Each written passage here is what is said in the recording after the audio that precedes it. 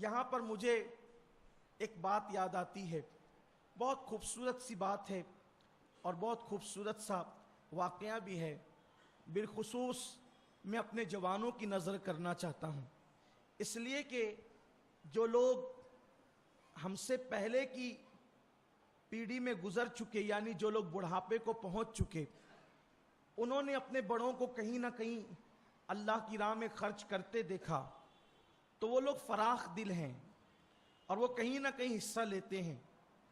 اب ہمارے شہر کے جو جوان ہیں ماشاءاللہ وہ داڑیاں رکھنے میں شوقین ہیں، نماز کے لیے بھی آ رہے ہیں، روزے کے لیے بھی آ رہے ہیں، لیکن ایک کمی اب ان کے اندر ہے جو وہ دور ہو جائے، اللہ کرے کہ وہ اپنے اخراجات کے معاملے میں بادشاہوں کی طرح ہے۔ ہمارا جوان اپنے اخراجات کے معاملے میں بادشاہوں کی طرح ہے، لیکن ابھی اللہ کی راہ میں دینے کا وہ ذوق ہمارے جوانوں میں پیدا نہیں ہوا۔ جوانوں کی بات کر رہا ہوں، جو لوگ ادھیڑ عمر ہو گئے یا بوڑھے ہو گئے ابھی ان کی بات نہیں، وہ تو ذہن ہے جن کا دینے کا، وہ تو ہے، اللہ کرے بنتا رہے، لیکن نئی نسل کے لیے، جوانوں کے لیے کہتا ہوں، آپ بھی ذہن بنائیں اور اپنے خرچ میں سے نکالیں۔ اس کی وجہ یہ ہے کہ جب ہم اللہ کی راہ میں دیتے ہیں یوں کر کے، یا جس اعتبار سے بھی اللہ کی راہ میں دیتے ہیں، تو وہ لینے والے کے ہاتھ میں بعد میں پہنچتا ہے، پہلے وہ اللہ کے دست قدرت میں پہنچتا ہے، وہ اللہ کے ہاتھوں میں پہنچتا ہے، جیسا کہ اس کی شان کے لائق ہے، اس کے ہاتھ ید اللہ، اللہ کے ہاتھوں میں۔ ہمارا ایمان ہے کہ ہم اللہ کے ہاتھ مانتے ہیں، لیکن اس کی کیفیت کیا ہے، کیسے اس کے ہاتھ ہیں، یہ علم اللہ کو تفویض کرتے، اس کو سونپتے ہیں کہ مولا تو جانتا ہے تیرے ہاتھ کیسے۔ اتنا ضرور جانتے ہیں کہ تیرے ہاتھ ہمارے ہاتھوں کی طرح نہیں ہے، تیرے ہاتھ کیسے یہ تو جانتا ہے، ید اللہ کیسے تو جانتا ہے، ید اللہ پر ایمان ہے، کیفیت اللہ جانتا ہے، اور اس کے بتانے سے اس کے رسول جانتے ہیں صلی اللہ علیہ وآلہ وسلم۔ کتنی بڑی بات ہے اگر کسی کی دی ہوئی چیز میں اپنے ہاتھ میں لے لوں۔ آپ کہتے ہیں یار کہ فلاں صاحب نے میری چیز اپنے ہاتھ میں لی، مجھ سے اور بڑی شخصیت کوئی پیر صاحب، ارے پیر صاحب نے میری چیز اپنے ہاتھ میں لے لی، اور ان سے بڑی ہستی فلاں صاحب انہوں نے اپنے ہاتھ میں لے لی۔ سوچو تو صحیح، وہ تمہاری دی ہوئی رقم جس کی کوئی اوقات نہیں ہے، وہ 10-20 روپے، وہ 50-100 روپے، وہ 10-20 ہزار روپے، جس کا حال یہ ہے کہ تم مر جاؤ تو تمہارے وارثین اس کے لیے جھگڑا کریں، بلکہ حالت یہ ہے کہ بعض مرتبہ بچے تمنا کرتے ہیں کہ جلدی سے بڑھاؤ مرے تو پھر وراثت تقسیم ہو، اس لیے کہ بڈھا مرتا نہیں تو وراثت تقسیم ہوتی نہیں۔ بہت سارے خاندانوں میں یہ میں دیکھ رہا ہوں، سن رہا ہوں، میرے کانوں سے سنی ہوئی بات ہے کہ ابا مر نہیں رہے اس لیے وراثت تقسیم نہیں ہو رہی۔ اس قدر نا ہنجار، نا فرمان، مفاد پرست اولاد پیدا ہو رہی ہے کہ وہ دولت کی خاطر باپ کے مرنے کے متمنی ہے کہ باپ مرے گا تو وہ پھر کارخانہ بٹے گا اور سائزنگ کے تقسیم ہوگی، اور یہ پھر اگر بیٹے تمنا کرنا کرے تو داماد تمنا کرتے ہیں کہ جب تک کہ سسر جی مریں گے نہیں تب تک کہ تقسیم نہیں ہوگی۔ یہ حال ہے جس دولت کے لیے آپس میں جھگڑے ہو رہے ہیں، لڑائیاں ہو رہی ہے، جس کی کوئی حیثیت اور اوقات نہیں ہے، ایسی دولت میں یہ نہیں کہتا اپنی اولاد کے لیے نہ رکھو، اپنی اولاد کے لیے بھی رکھو۔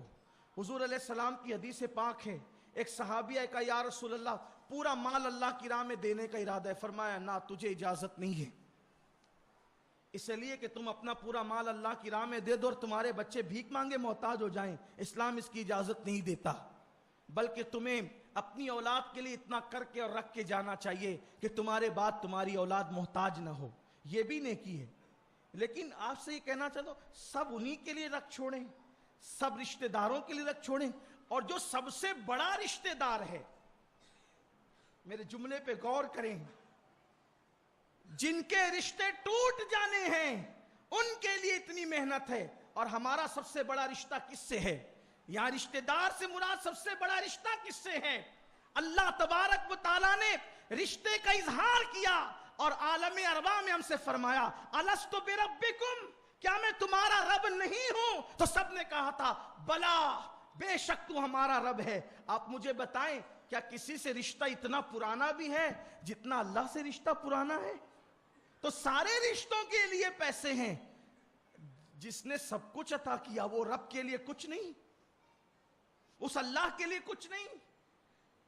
تو یہ وہ رقمیں جو فانی ہیں, یہ وہ رقمیں جو کبھی کام نہیں آنے والی ہے, مرنے کے بعد وارثوں میں تقسیم ہونے والی ہے. میرے آقا فرماتے ہیں جب تم اس کو اللہ کی راہ میں دیتے ہو تو پہلے یہ اللہ کے دست قدرت میں آتی ہے, پھر دوسرے کے ہاتھ میں آتی. یعنی گویا تم دیتے ہو اللہ کو. اللہ قرآن میں فرماتا ہے مَن یقرض اللہ قرضا حسنا, کہ جب تم اللہ کی راہ میں دیتے ہو تو گویا تم اللہ کو قرض حسنا دیتے ہو. جب یہودیوں نے یہ سنا تو طعنہ دیا کہ تمہارا اللہ تو غریب اور محتاج ہے, معاذ اللہ فقیر ہے, کہ وہ لوگوں سے قرضہ لیتا ہے. تو پھر اللہ نے فرمایا نہیں, اللہ محتاج نہیں ہے, اللہ غنی وانتم الفقراء, کہ تم سب فقیر ہو, محتاج ہو, بھیک مانگنے والے ہو. اللہ مال والا ہے, اللہ غنی ہے, اللہ جو ہے وہ خزانے رکھنے والا ہے. اللہ نے یہ صرف اس لیے کہا قرض حسنا کا مطلب, قرض حسنا کا مسئلہ یہ ہے کہ جب دینے والا دیتا ہے اور لینے والا لیتا ہے کوئی مطالبہ نہیں ہوتا. دینے والا دیتا ہے, لینے والا لیتا ہے, کوئی مطالبہ نہیں ہوتا. لیکن پھر اتنا ہوتا ہے جب واپس کرنے والا واپس کرتا ہے تو اس کو اختیار ہوتا ہے کہ وہ اپنی شان کے مطابق چاہے تو اتنا ہی دے دے اور چاہے تو اس سے بڑھا کر کے دے دے, لیکن وہ سود نہیں ہوتا کیونکہ کوئی مطالبہ نہیں تھا, کوئی طے نہیں تھا, نہ اشارے میں نہ کنائے میں یہ چیز ہوتی ہے. اگر وہ کچھ تحفتاً بڑھا دے, اگر وہ کچھ عطا کر دے, اگر وہ کچھ انعام دے دے, اللہ فرماتا ہے تم جو دے رہے ہو اللہ کو قرض حسنا دے رہے ہو.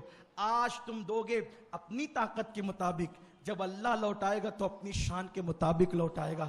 ایک کھجور جو تم نے اللہ کی راہ میں دی ہوگی, صرف ایک کھجور تم نے اللہ کی راہ میں دی ہوگی, جب اللہ تمہیں لوٹائے گا تو وہ کھجوروں کا بہت بڑا کھیت جنت کے اندر ہوگا. وہ کہے گا میں نے تو ایک ہی دی تھی, یہ اتنی ساری کھجوریں کیسے؟ تو اللہ کے فرشتے کہیں گے جو تو نے ایک دی تھی اس کو اللہ نے جنت کی زمین میں بویا تھا. کہاں تمہاری زمین کی کھجور, لیکن دی اللہ کی راہ میں. اگر کھا کے اگل دی تھی تو کیا بنی؟ کھائی تو کیا بنی ہیں؟ کھائی تو بدبو بنی نا, کھائی تو گندگی بنی نا, کھائی تو غلاظت بنی. اور اللہ کی راہ میں دے دیا تو جنت میں اگائی گئی. یہی اللہ کی راہ میں دینے کا فرق ہے. خود کھایا تو بدبو بنی اور اللہ کی راہ میں دیا تو جنت میں بوئی گئی. پھر اس ایک کھجور سے پودا نکلا, پھر اس میں 7 بالیاں نکلی, پھر ہر ایک میں 10, اس طریقے سے 70 ہو گئی. پھر اللہ بڑھاتا جاتا ہے جیسے کہ تمہاری نیت ہوتی ہے. پھر وہ کاٹی جاتی ہے, پھر وہ بوئی جاتی ہے, پھر وہ کاٹی جاتی ہے, پھر وہ بوئی جاتی ہے.